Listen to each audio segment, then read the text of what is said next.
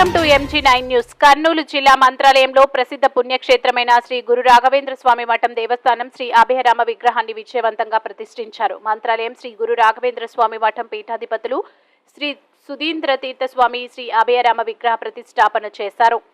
36 అడుగుల గంభీరమైన శ్రీ అభయరామ విగ్రహాన్ని చెక్కే ప్రక్రియ విజయవంతంగా పూర్తయింది. ఈ రోజు పూర్తి చేసిన కళాఖండాన్ని శ్రీ క్షేత్ర మంత్రాలయంలో నియమించబడిన పీఠంపై ఉంచారు. ఈ మహత్తర సందర్భంలో పవిత్రమైన శ్రీ స్వామీజీ పీఠంపై విగ్రహాన్ని ప్రతిష్ఠించే ముందు ఆధ్యాత్మిక ప్రాముఖ్యత కలిగిన కొన్ని ఆచారాలను నిర్వహించారు.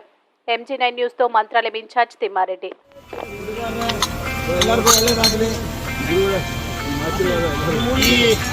ಈ ಕ್ಷೇತ್ರದಲ್ಲಿ ಒಂದು ಐತಿಹಾಸಿಕ ಸನ್ನಿವೇಶ ಇದು. ಧೃತಿ ಓಡಿ ಬರ್ತಾವ ಗಂಗಾ ಕೈಗೆ ಪ್ರೀತಿ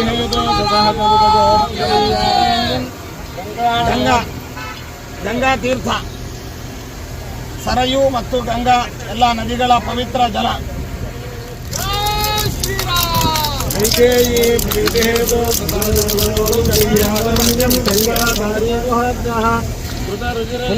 ಸಾಲಿಗ್ರಾಮ ಶಿಲಾ, ಸಾಲಿಗ್ರಾಮ ಸುದರ್ಶನ.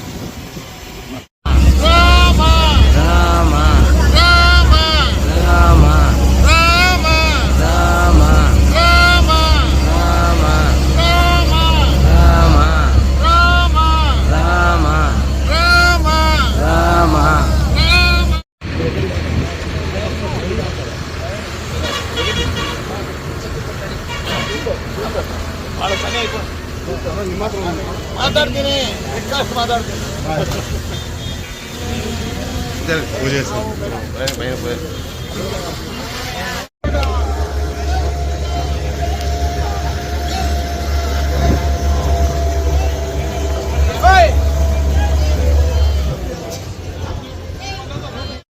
ಐತಿಹಾಸಿಕವಾದಂತಹ ಒಂದು ಘಟನೆ.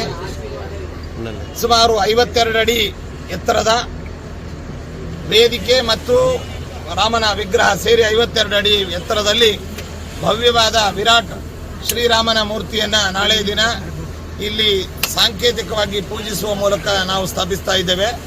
ಇನ್ನು ಇದಕ್ಕೆ ಕಟ್ಟಡಗಳು ಇದೆಲ್ಲ ಇದರ ಜೊತೆಯಲ್ಲಿರುವಂತಹ ಗಾರ್ಡನ್ನು ಇನ್ನೊಂದು ಮತ್ತೆಲ್ಲ ಆಗಬೇಕಾಗಿದೆ.